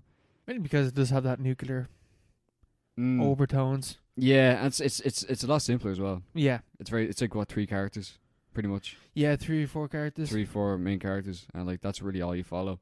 And then there's stuff going on in the background, and then obviously you have Godzilla kind of lurking, you know. He's everywhere. Popping in and out. Yeah, he's popping the head in every now and then. And then he goes full power mode or whatever. And the last third. That bit when he's like destroying that city. The fire breathing bit. Yeah. That was fucked up. How does he do that? Like fire, like he's breathing fire, and like Tokyo is in flames behind him. It's really cool imagery as well of this hulking monster going through this city on in fire. Yeah. Just massacring people. And you got that fucking bit where it just cuts to this like woman on the ground with her 2 kids, and she's just like, don't worry, we'll be with daddy soon, we'll be in heaven soon. Like, I was just watching, I was like, jeez, this film's going fucking hard with this. Yeah, heavy. You know? Like, there's nothing enjoyable about this film. It's a great kick, you know. It's more of a horror film, you know. I just got. No, it's not like. Yeah, it's not there's like, no catharsis in like, Godzilla. Yeah. It's not like, I love seeing him fucking destroy those buildings. Yeah, because it's like, oh god, people live there. Because this film directly reminds you that people live there. Yeah. As opposed to like, I don't know, some other Godzilla film where it's like, it's fine. Yeah, a lot of because even you think about the sets. Like, it has a reputation. The series has a reputation for being mad cheap, and the rubber suits and like little fucking shitty sets. But the sets look great, and the suit is grand. And like you contrast that against something like the 2014 one, which is fine. Like it's not good, but like it's alright. But like the CGI, like CGI is way worse. Yes. Like it doesn't have the impact, like nowhere near the same impact as like these little cheap little fucking diorama sets in this one. Because it's real shit being destroyed. Yeah, there's like a sense of like, you know, tangibility, you know, because it's like Godzilla's there stomping around, he's pulling on like wires and stuff, and he's like, actually there's a guy pulling on it, and you can see the way like it's all very responsive and stuff.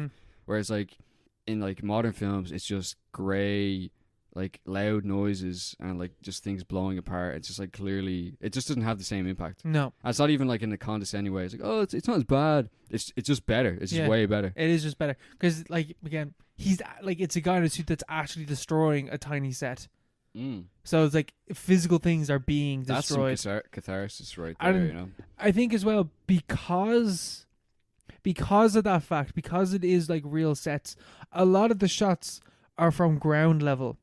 And so, again, you're reminded of the people that are fleeing the city and are running away and are screaming and are terrified because this fucking hulking beast is coming through and just wiping out everything that was there. Yeah, there's a mad sense of scale as well. Yeah. because like a lot of it is just like up to his thighs, you know, his big thick Godzilla thighs. Oh, I want to get crushed in between those thighs. Godzilla, oh my god, yeah, but because like it's not like it's just showing him walking around and like the sets are tiny. It's like they're kind of filling the frame, and it's just like his leg for scale, and he's going around crushing things. So it really works in terms of giving a sense that you're there in the city rather than just watching the city being destroyed. Yeah, you know, which you'd get from like the American remakes. Yeah, I assume. Yeah, from that Matthew Broderick one. Yeah, man, that thing. He has an egg. There's an egg and stuff. There's like raptors going around as well. Yeah, remember there was like what was the song at the end of that? There's like a rap song at the end. I can't remember. It's so funny. It's like the Venom one. Yeah. Godzilla. Oh yeah, I think like part of this film that works super well is the fact that it is very unsubtle in talking about like nukes and stuff like that. Like, because the film very explicitly talks about the fact that this is a film that is about how Japan got nuked twice. This is what this film is talking about. Like, it just makes everything more like, it's not even like, it's not like, oh, you have to read into it to make it like disturbing. It's like, no, this film like is disturbing because it's very unsubtle in what it's talking about. Yeah. Like there is a line where they just go, "He's like a nuclear bomb." And I was like, "Oh, really?" Because before they reveal him, they do a big reveal. Before they do the big reveal, they have like a scene where they're standing in his footprint and they're like, "What the fuck is this?" And they're like, "This is a living lizard. Like, this is something that seems to be 50 feet tall or 50 meters tall." And they test the soil from it, and it's radioactive. Yeah, I never know that about. Like, he's like, he's Godzilla irradiated. Is because he's been hit with so many nukes that he himself, he's literally a walking nuke. Yeah, he's a walking bomb. Yeah, and there's you see clips and stuff like that of like kids being tested for radiation poisoning. Yeah, which is heavy. Yeah, considering. You know, that's what they were doing back then. Yeah, that actually happened. It's a unique kind of case, you know, because who else would make a film? What other countries made a film after such an atrocity, like so soon after it? But like, even it's not even like it's not like a really drab kind of like. It's like they made a monster film about it, you know, which is kind of like it's not silly, but like it is like a guy in a rubber suit, and they're like, this is about our, you know, the greatest tragedy in the history of our island nation, you know. I am not like trying to be funny when I say this. The closest thing that I can think about is like post 9/11 war movies from America, where it's just like, oh, we gotta go in and kill all the fucking Iraqis or whatever. Yeah, we gotta kill these Iraqis. It's like, but that's it. Like this film really has a go at it, you know. But it's insane that they did it. The other thing is that this film is like, it's not even like, there's like hints of, and apparently. I read somewhere that maybe it's because of the subs that we were watching, but I've seen apparently the film is way more explicitly anti-American in if you watch I don't know if it's because of the subtitles that we were watching with. Didn't have, it wasn't a proper translation, because I was watching, I was like, it's pretty amazing that this film isn't more anti-American. I was like, oh, maybe it's just because like Japan was basically a mini state of America at that stage. But no, apparently like if you watch, there's like a version that has the correct subtitles, and the correct subtitles are way more like anti-American, because they explicitly say America keeps testing nukes in our waters, and this is what's causing it. Yeah, because that make more sense rather than like it's been this like, general thing. Yeah, like they're the ones that got nuked. Like, why are they going, why did we do this to Mother Earth? You know, it's like a very specific country did this. Yeah, yeah. I don't know. I don't know about the subs. You know, and the dub, which I don't think we haven't talked about the dub yet, and the changes that they made. Yeah, what changes did they make? They completely removed all mentions of the fact that Godzilla is caused by nukes. Did they? Yes. In the subs? In the dubbed version, the American cut of the dubs, it. In the American cut of this film, yeah, they removed all that stuff. You know, the ending of this film, like after they kill Godzilla and that guy sacrifices himself, because he doesn't want to be the one that creates like another nuclear bomb. It's something along the lines of like, if we keep testing nukes, another Godzilla will happen, or something like that. In the American dub, it's like, and then the monster died, and everyone lived happy ever after. Yeah, and that's like how the film ends. Whereas, you know, the original version's like, no, if you keep fucking around with nuclear weapons, you will get another Godzilla. Yeah. The scientist invents an oxygen destroyer, or something. Yes. It's like more powerful than a nuke, but he literally commits suicide rather than hand it over to like the CIA. And he or destroys whatever. all of his notes and stuff like that. Yeah. Yeah, it's actually mad intense. Yeah, it is. Yeah. It's like, I have opened Pandora's box, but I will not let anyone look inside. Yeah, he does it to neutralize the living nuke in Godzilla. But then like he takes himself out and everything he's worked towards, you know, it's like heavy stuff. Yeah, what a king. Yeah, what a king to move. be fair. King move. But yeah, Jesus. Only America would do that, wouldn't they? They'd nuke you, and then they'd edit out the fucking the entire point of the movie. Yeah, nukes. Nah, that's only a side part of this film. It's about a big dinosaur who just goes crazy. It's just a big dinosaur. Yeah. Don't look into it. Yeah, big Barney adaptation, you know. Yeah.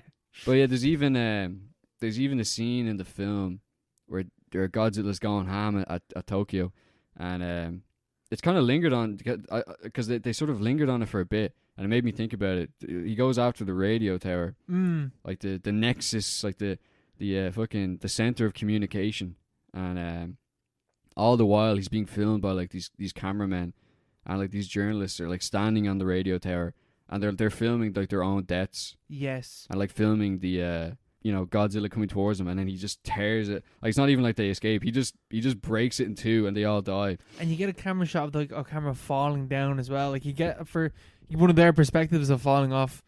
Yeah. Thing. It's like, oh jeez, that's fucked. Yeah, because there's something in there about the you know, the spectacular power of the nuke. Because like half of that, or like most of it, is when you think of nuclear weapons, you think of the mushroom cloud, and you think of like just that kind of that sublime kind of image. Yes, that divine, like from threads and stuff like that's like a divine power. Like if you had like go back before you have like a mass communication, like say like someone set off a nuclear bomb in like, you know, 1700. No one's gonna know about it except kind of like through word of mouth. Like there's no real way to have that immediate kind of effect on it. Yeah. Whereas Japan and like the world pretty much since Hiroshima has always had that image burned into like the collective cultural memory of the mushroom cloud, and of this threat. Like this, it's like a looming fist, like an American fist, just like looming over the entire planet. It's like this is what's gonna happen if you like step out of line or whatever, or this could happen at any given moment to any country. And Godzilla comes in, just like blows it up, but like they're still filming the entire time while he does it. I thought that was just there was something in that about that. There definitely is, like because especially when the film, like everything in the film is intentional. You know, like it's not like all the readings in this film are deliberately done. So it's a smart film. Like it's a smart film in terms of it's a smart film in terms of what they're talking about, but it's a smart film in terms of like how it's made as well. Oh yeah, very well made. Yeah. So I would imagine that there definitely is something about that. Like it might not be. It's not like the Blob where like the Blob just happens to come out of a theater. Like it's, you know, it's like, oh, it doesn't actually mean anything. Intentional stuff. Yeah. Like it's very deliberately talking about things, which is cool. That at least like Godzilla has the balls to like say that that's what it's about. Whereas the American films are like, Yeah, you could read that if you want to be pretentious. Yeah, man, just enjoy it, bro. No, I want to read into it. No, that's the fun part of it. Yeah. Yeah, just I don't know, Japanese films. They stay good. They stay good. They've been good to us. They've been good to us. I'm watching a bad one, to be fair. That's true. Not yet. There's definitely a lot of shit. We'll find them. But yeah. Godzilla certainly hasn't got any better. I'll tell you that. Based on what I've seen. Apparently, their 2016 Shin Godzilla is meant to be very good. Yeah, the one made after the American remake. Yes. Yeah, Toho still made it. Apparently that's very, very good. And it's meant to be scary as well. Oh, really? Yeah. Maybe we'll watch that. Yeah, I think we should watch that. I think we should watch that. It's 2 hours long, but I'll be down for watching that. I'll be down for watching that. Absolutely. Yeah. Yeah, because like there's no really other ones that I know to watch. Man, I'm pretty sure like all of them are like they're all like shit, like Yeah, enjoyable, yeah. but they're shit. Like, Because he has a whole like canon and stuff, like Mothra and like Rodon and stuff. and they all have their own movies. Yeah, that's like fuck that. Like Godira, whatever the fuck that thing is called. Yeah, King Ghidorah. Yeah, Yeah. but like, that's just kind of franchise stuff, isn't it? Because the point is already made with this film. Yes. Like the only point they're gonna make is already been made in 1954. But that's why it becomes very confusing as to why does Godzilla become a good guy in other films. It's like he literally causes radiation poisoning in this film. he's like he kills everyone in this film. That's kind of an interesting thing because like he's in this film he's the bad guy, but he's still the good guy in like a planetary sense. Yes. And he's Mother Nature like cleansing the earth, and I don't know, maybe pseudo-fascist kind of way. I don't know, but like he's like he's there as like Earth, but he's still the bad guy from our perspective. Yes. Whereas in the other ones, he's like on our side.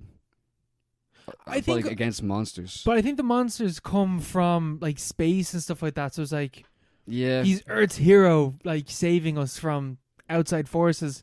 That's a bit stupid though, isn't it? But it's just like I don't know. Yeah, I don't know. Well, I think that's I'm pretty sure that the rest of them are just like blockbuster films that you just like don't think about. Well, yeah, you can't really. Well, to be fair, like if they made like 20 films about like how, like this one, yeah, like, no one would go see them. They're like too depressed to go see the next one. It's like for your yearly fucking depression. Yeah. Oh man, nuclear bombs are so bad. Your yearly reminder that nukes are bad. Yeah, fair. But yeah, no, we should watch the new one. Shin Godzilla. Godzilla. Apparently, it's very, very good. Because I've never. This is the only like Japanese Godzilla film that I've seen. Like I've seen the two American films, Godzilla, like the Matthew Broderick one and the 2014 one. Neither of them are very good. They're both shy. Well, no, the first one's shy, and then the recent one was just like alright. Yeah, it's just kind of the Matthew Broderick one is comically bad. Comically bad. Yes. It's just so bad. Like Godzilla's fucking. Well, she is fucking massive in that film. Yeah, he's bigger. Or she's bigger than like the fucking. What was it? The Golden Gate Bridge. The Brooklyn Bridge. The Brooklyn Bridge. Yeah. Yeah, it doesn't make. And he she lays eggs.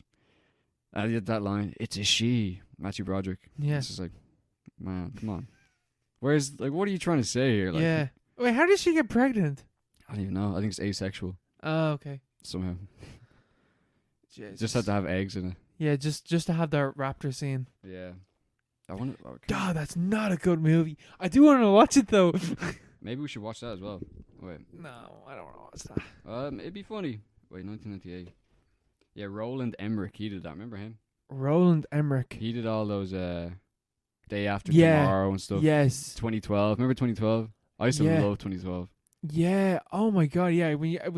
As soon as he said the name, I was like, I was quickly catching up. I was like, he did like disaster movies. Yeah. Yeah. Day After Tomorrow. I think I watched that film in school and I've never seen it since. Man, Day After Tomorrow was actually pretty good. Is it? I liked it anyway. I used to love that film. But it's ridiculous, obviously. They're like running away from the cold. Like, yeah, and the cold stops when it hits the windows and stuff like that. It's like, oh, well. Yeah, we're safe in here. We close the doors so the cold stops. The air, we put the air outside. Yeah, stupid film, but it's funny though. Yeah. That would make maybe. Well, I'm surprised that he didn't do that. Like he was the person that could have done, because all of his films are like like global warming is causing this, but for some fucking reason the Godzilla movie doesn't do that. Yeah, it's just so camp. I'm looking at the soundtrack. The soundtrack is insane. As Rage Against the Machine, Puff Daddy, Jimmy Page, Jamiroquai, the Wallflowers, like all these, the Foo Fighters. Like this is a Godzilla film. What is Rage Against the Machine doing in a Godzilla movie? It's just so funny. I can't remember what the song that plays at the end, but like it's just the film ends and like suddenly I think it's like a rap song just starts playing, like hip hop or something like that. It's just so 1990s. Limp Bizkit. Yeah, so 90s. Like maybe it's Rage Against the Machine, but that's so fucking funny. Some buzz. I do kind of want to watch that film now. I'll revisit it at some point. I think it's mad long though. Is it? I think it is. I think it's either 2 hours or it's over 2 hours. I'll have a look now. Oh Jesus, yeah, you're right. It's 2.5 hours long. Oh no. Yeah, no. it's 2.5 No, hours. no, Why, fucking Roland? What are you doing to us? I knew it because I remember thinking about that film like at some point. I think it might have been flicking through Matthew Broderick's letterboxd page, and I clicked onto Godzilla. I was like, that thing is over 2 hours long. How? Like, what the fuck? Just mad. Disaster movies, you know. Disastrous. Yeah, disaster movies. Yeah. Fucking hell. We'll go for a break before the news. I'll go for a break. What's up? We're back from the break. And we got a news section, our new news section. And We should make a jingle for this section. we absolutely should, yeah. Yeah. Get on that. We'll sort that out. Yeah. We might have one now. Who knows? God knows. But yeah, there's quite a bit of news this week. Biggest one is Shang-Chi. Shang-Chi. Is that how it's pronounced? Shang-Chi. Shang-Chi. Shang-Chi. Because he goes by... I actually saw this film on the weekend. I was one of the cunts that helped this happen. Yeah. Shang-Chi box office has hit $140 million globally, which is the biggest numbers I think any film has hit.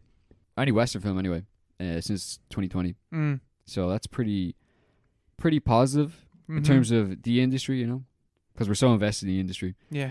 You know, And we're mad into our Marvel movies here. yeah. But yeah, it's done crazy numbers. Yeah, mad numbers. Is it deserved? It is decent. Like it's better than Black Widow. There you go. You saw Black Widow in theaters as well, did you? No, I saw that at home. Saw it at home. Oh, all right. Yeah, like Sean. Yeah, it's like okay. It's the most unlike a Marvel movie of any Marvel movie. Oh, really? Like it's What's it like? What would you compare it to? like just like any. It's just like an adventure movie. Like there's no real. There's only a few heads in it. From like Marvel.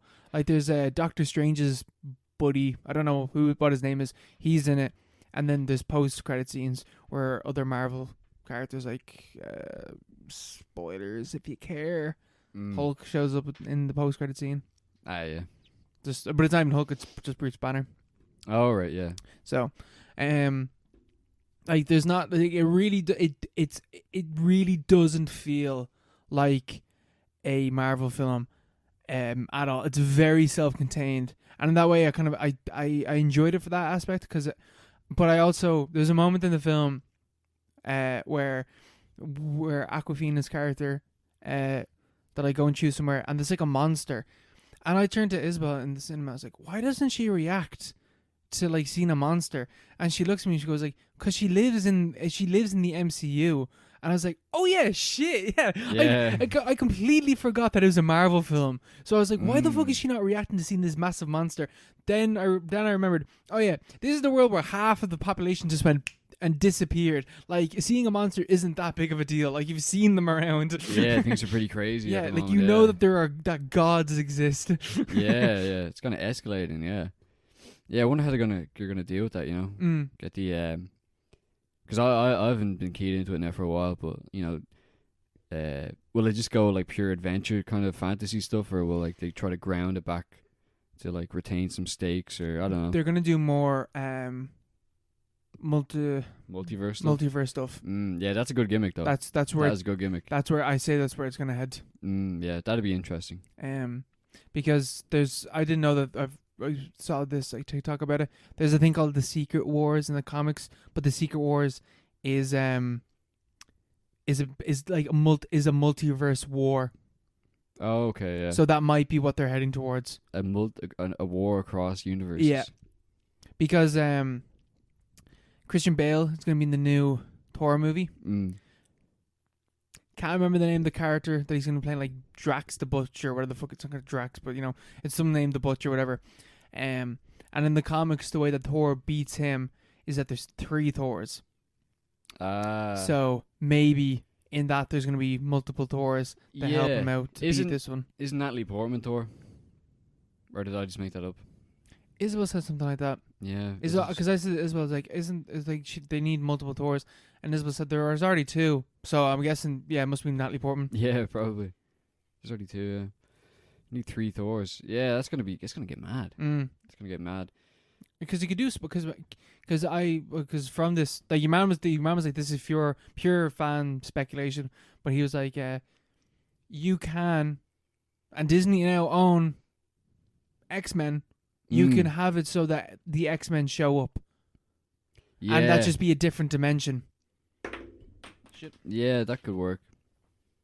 But like, would that be the X-Men or just like, like the ones? No, like the ones that they own.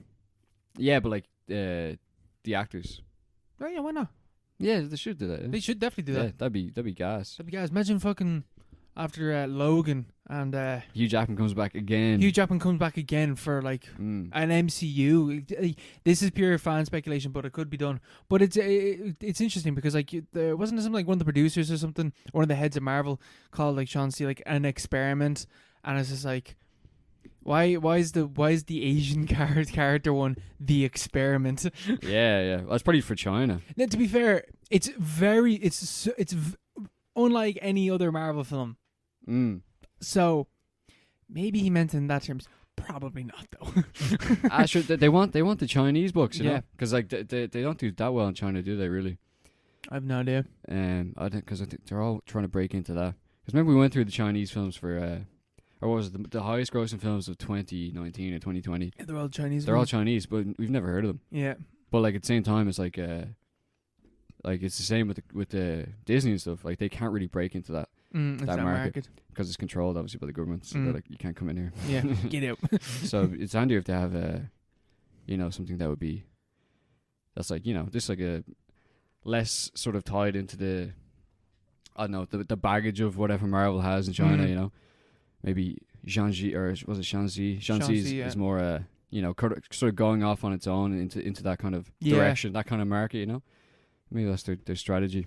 To be fair, good strategy, and like it's a decent film, and like it broke. I didn't realize like how many records it broke. Like it broke the highest weekend over Labor Day weekend. Previously owned record held by Rob Zombie's Halloween. Is it? Yes, that was what the article, the Variety article. Was it not the recent one though? The 2007 one. Yeah, that's Rob Zombie's. Oh, was it? That's Rob Zombie's one. Jesus. Oh, that's not really a great record then, is it? That's not confusing because like so you're telling me that Rob Zombie's Halloween film didn't even come out in October. It came out in September. Yeah. Well, yeah, but that means one of the that doesn't make any sense. Well, that's the paradox. Rob Zombie. Yeah, what the fuck? What's that was the more confusing thing about me from this record breaking thing. It was like, wait, the previous one was Rob Zombie, but Labor Day is in September. Does it not move around? No. Does it move around? I don't know. Maybe it's like Easter. I have no idea. I have no idea. I don't know. We don't have it here. Yeah, I didn't even know what Labor Day was until this year. Just because of we should have it. Just because of this fucking film. Yeah. Did I find out what Labor Day was? Yeah, we should have more bank holidays like that. Labor Day. I think that's the reason why they have Labor Days. They don't do bank holidays. They do, don't they? I don't know. We should just have more bank holidays. One bank holiday every month. Absolutely. Please. That's what most European countries do. Yeah. And everyone has a great laugh on a bank holiday. Mm-hmm. It's great for morale. Love the banker. Yeah, you get paid extra now. Mm-hmm. I love it. Delicious. That delicious free money. Mm-hmm. Just like our delicious listener questions. First one's coming in from Robert, and Robert is asking us what are our most anticipated movies for the rest of the year. What do you think, Mark? I'm thinking Sopranos, the Sopranos movie, The Many Saints of Newark, I think it is. I know we were talking about this earlier, like just before like this question was asked. I completely keep forgetting that's a film. Oh yeah. I was thinking it was coming out on like Netflix or something. But no, it's coming out in theaters now, so it's coming out in 2 weeks, I think. So I think it's late September. That'd be fun. 24th, I believe it is. That'd be good. And I want to see Dune as well, no matter what it's like. Yeah. I want to see it. And you were saying that the reviews have come out? Yeah, the reviews aren't amazing, so... But I'm pretty sure that the reviews weren't amazing. Or wait, were the reviews amazing for Blade Runner 2049? I think the reviews are really good, yeah. But they didn't get a box office for some reason. Yeah, no one went to go see it. Because it's really, really boring, like, to be fair. It's like 2.5 hours. Really long, Yeah, so, but that's the thing. Like, that's the because it's an epic film, Yeah. you know. Whereas this is the same, but it doesn't have the cool colors or anything. And there's like it's half a story, so It's part 1 yeah, of the first book. yeah, part 1, and some of the reviews were saying things about like it doesn't seem to really dig into the themes, whatever themes you can get on it, because like talking about ecological horror, like doing like a big theme of ecology and the planet and like the planetary kind of systems, like and their relation to people. But apparently there isn't like a big kind of thing about that. Yeah. In the film, I don't know. I have to go see it anyway. Because I've never like all I've ever heard about Dune is that there's big worms. I know nothing else about Dune.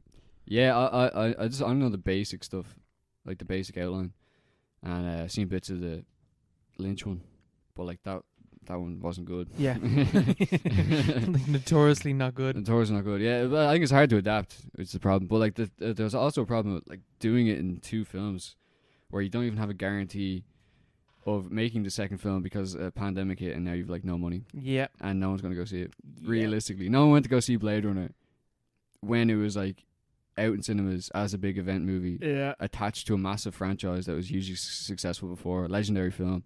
Dune is a legendary book. Not the same thing, you know. Mm-hmm. And you have a pandemic, and every film is doing shit in theaters. How's it gonna go?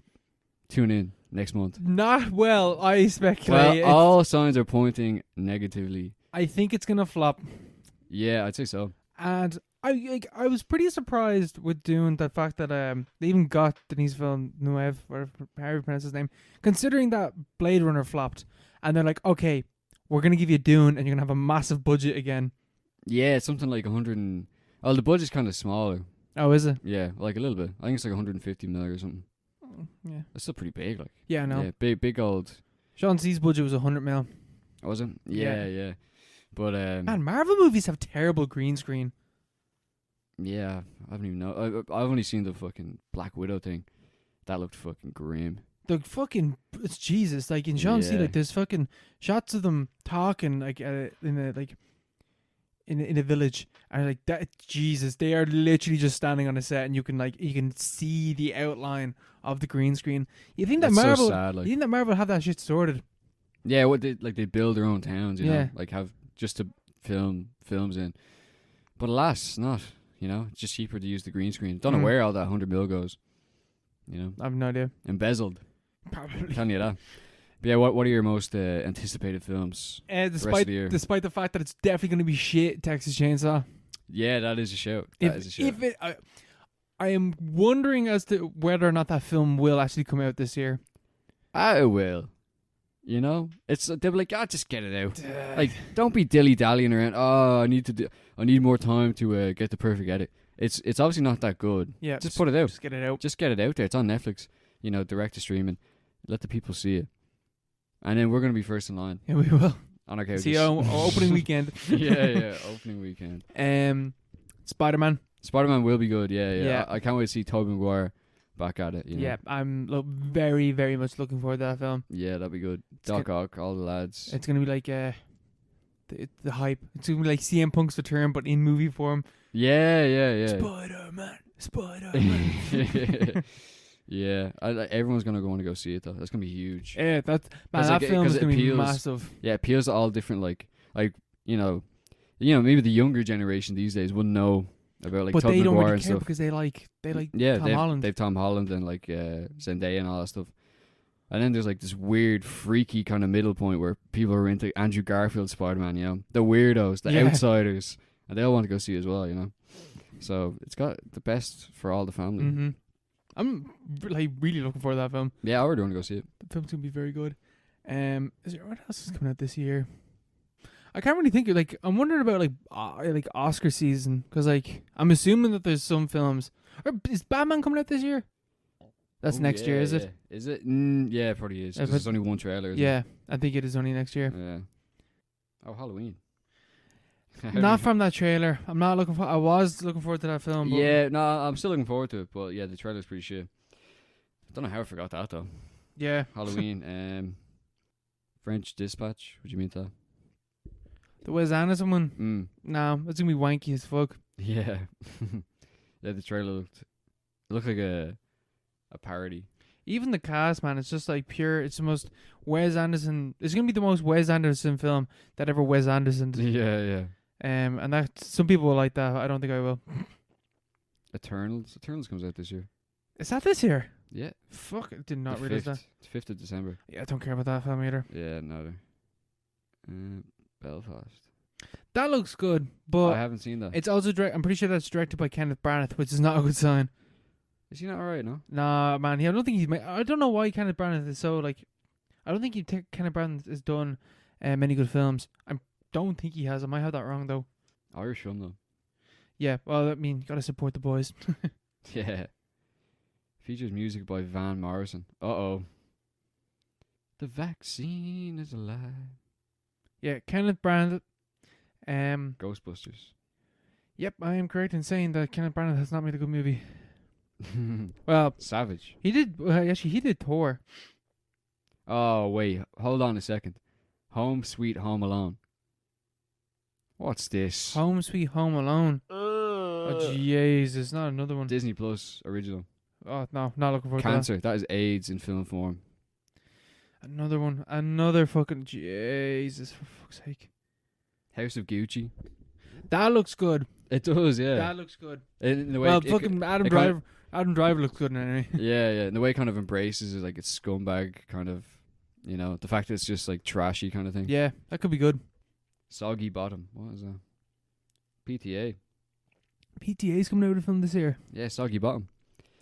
It has Bradley Cooper and Benny Safdie. That could be good. It does. That could be good. Intriguing. Yeah. So that's the Scorsese film with Brendan Fraser. That's probably coming out next year. Yeah, yeah. Yeah. Was it Flowers of Algernon or something? Yeah, whatever. Next year will be good.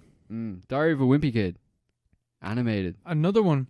It's animated. Oh, anime. That's different. Yeah, that's okay. Shoot that They should up make to an number one. anime one. Yeah, they should. A Disney Plus original. Rajuk-san. What was his name? Rowley. Yeah, Rowley-san. Rowley-san. Go me ha. The cheese touch. The cheese just is this massive fucking blast. Yeah. Matrix is out. Forgot about that one. Holy shit, the Matrix film. Yeah, Oh my god, yeah, Matrix. Mm. Completely forgetting that film's coming out. A trailer's dropping for that as well next week. They announced that today. Oh right, really? There's some like shots from the film. Oh, look at the poster. Yeah. Red pill, blue pill. Yeah. That's gas. Man, it's gonna be mad on the nose about everything again. I can't wait. Yeah, absolutely. Yeah, that's cool. Kind of coming back from the dead. I keep forgetting that some of these films are coming out. Yeah. I'm looking forward to that. That'd be movie. good. Yeah. Yeah, that'd be fun. There's a few gems in there. Yeah. I'll definitely be going to the cinema anyway. Yeah, Christmas time, you know? exactly. Yeah, there'll be films to see in the cinema. Absolutely. That's all we can ask. I'm very much looking forward to. And then our last question is coming in from good old Richie. Richie's asking who'd win in a fight, David Lynch on acid or Kanye off his meds. David Lynch. I think he would as well. I think something weird would happen. I think if David Lynch on acid is like Professor X in like in the X-Men, Yeah. he just controls everything. You have to read your minds and like move shit. He just psychs Kanye out. Yeah. He just goes mental. He just destroys himself. Like. Yeah, he just like disintegrates him with his brain. Yeah. Yeah, fucking David Lynch 100%. Yeah. Ever see the size of his head, man? Yeah. His head's so long. Yeah, there's too much going on there. Yeah, it's like for not to be dangerous. So much brain in there. Like, yeah, if he opens his third eye, God knows what's gonna happen. Kanye, you know, he's in a whole world of trouble. Yeah. We all. I think the whole world is. Yeah. He's like the Godzilla of trippy filmmakers. Yeah. You listened to Don, didn't you? Yeah, a little bit of it. Yeah. It's all over the shop. Yeah. But I like Kanye. I think he's really good. Yeah, I like Kanye too. Yeah, I think he's a weirdo. He's a weirdo. Yeah, but that's like part of his thing. That's what's so good about him. He's like a performance artist as well. Yeah. You know, but obviously part of it is he's like Mishima. Yeah. Literally, he's like his own life is a work of art. But obviously part of that is just mental illness, and sort of like Mishima, you know. Yeah. But hopefully it doesn't end up the same way. But yeah, it was good. It was, from what I heard, it was pretty good. Yeah. It's the same with like because I wouldn't really follow a lot of it. Or like what was the last one you had? Jesus is King. I didn't listen to that at all. Didn't listen to that one. Yeah, even the title is just like, I'm not listening to that. And it's like a gospel album. It's like, I'm not fucking listening to that. Yeah, I like when he does that though. Like all that sort of those little motifs he has. Yeah, but I'm pretty sure Jesus is King was a gospel album. Yeah, just a Christian album. Yeah. Yeah. But like even The Life of Pablo, wasn't it? Yeah. And what was the one after that? Kids See Ghost. Yeah, the one. Yeah, Kids See Ghost. Oh, yay, that one. Yeah. Those are all over the shop. But like there's like little moments where you're like, oh, that's really, really good. Yeah. And Donda's like that. Donda's yeah, but like not as good at all. Go Kanye. He's sound. And we're 55 episodes into this and we've never talked about Kanye West. Yeah, we need to do that. Yeah, sure. He has like ever see the video for Famous? You know, the one from Life of Pablo. Is that the one where he had like... Yeah, he has everyone naked. Yes. In the bed. I'd never seen that till it came up in work. And I was like, flag. What the fuck is this? I was like, where did they get this footage? This is like straight from Epstein Island or something like that, you know? But it's all... it's so creepy. They're all like waxworks or something like that. Yeah, like realistically done. Like hyper realistic waxworks where we're like fucking 7 years late to this train, but like I'd never seen it before. And like hyper realistic waxworks is like Donald Trump and like fucking Taylor Swift and all that. Taylor Swift, yeah. And him and Kim Kardashian and stuff. And it's just fucking mental, you know? Like but like he did that, like obviously he's aware of, you know, what he is, like trying to reach out and like push boundaries in some kind of way, you know, being avant-garde for the sake of it, which is pretty cool. And then at the end you have like 4 minutes of like just breathing, which is I assume to fuck up people who like don't want to stream it off Spotify or whatever, and so they're streaming on YouTube, and so he's like, fuck you, it's just 4 minutes of silence so you don't get to listen to it. Fuck you. Yeah, you're gonna have to find my fucking song. Gas. King. We'll leave it at that. We'll leave it there for this week. What's your recommended film? I don't have a recommended film, do I? I haven't even thought about it. I just completely fucking forgot. My recommended film. I've thought about this long and hard. I was thinking Southland Tales. Yes. By David Kelly. Yes. I believe his name is. 2006. The film that ruined his career. Yeah, he hasn't made a film since. Well, I think he has, but like it bombed. The Box or something it's called. The Cameron Box. Diaz is in it. Oh, with Patrick Bateman. Or not Patrick Bateman, Jason Bateman. Yes, maybe. I don't know. I've seen that. I'll say yes. I think I've seen that. All I know is Cameron Diaz is in that movie. Yeah. And it bombed. Yeah, I remember I watched a box-themed film that bombed. I remember watching that in cinemas. It must have been that one. Yeah. Well, yeah, Southland Tales. You've watched this before. Yes. And you recommend it, so... To me, so now I'm going to recommend it to the listeners. To all of us. Yeah, it's a film since I've watched it, I've been meaning to rewatch it, so... Very good. It has all-star cast. Yes. All-star cast. So, it's got The Rock and he does this little finger thing and it's the cutest thing in the world. You'll see it. I'll get it, yeah. So, yeah, I can't wait to watch that. Mm-hmm. And we're going to have a blast for episode 57. 57. Nearly to 60. Nearly there. Every 10 is a milestone. Absolutely, we'll have a party. Yeah. We will have a guest on soon. I don't know when. TBA. But soon. We will have one on. So, we shall leave it at that. Once again, good night. Sayonara. Good morning. God bless. Bye. Bye.